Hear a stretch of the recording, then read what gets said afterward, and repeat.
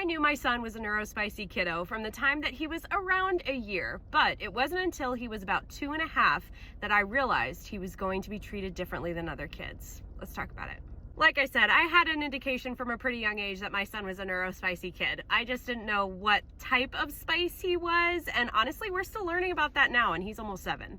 But regardless, I knew that my son was extremely intelligent, and I thought everyone would value that like I did. When he was 2.5, he had a day where he was sick and he couldn't go to daycare. My husband and I both had to work, and all of the grandparents were busy. So our neighbor at the time, who we were friendly with, said, hey, he could come hang out with me for the day.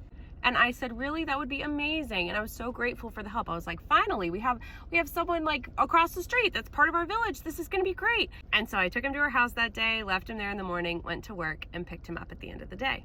When I picked him up from her house, I had the sense that maybe she hadn't had the best day with him, but that it wasn't a terrible time. We talked, it was kind, it was cordial. I got him and he and I went home. Later on, I sent her a text saying, hey, thank you so much for watching him again. I really appreciate it. It really helped us out. I'm sure he maybe wasn't the most fun version of himself today because I know he isn't feeling well, but I really, really appreciate it. And she texted me back, and I'll never forget it. She said, oh, it's okay. I'm just not used to hanging out with kids that never hear the word no. And I was shocked.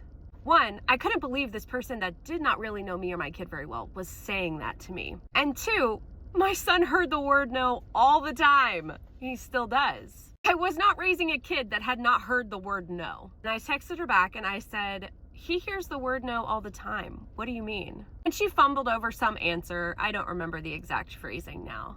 But I remember in that moment going, oh, she doesn't know how to talk to him. And that was when I realized that not everyone was going to know how to talk to my son and communicate with him and be able to have productive conversations and outcomes. I didn't have a bad kid. I had a spicy one. And if you're a mom who also has a spicy kid, I need you to know that you're going to run into those people who do not understand your kid. It doesn't mean your kid isn't great.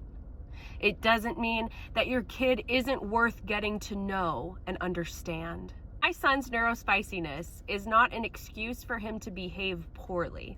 And also, it gives me a very unique perspective and lens to look through when I am parenting him. He hears no.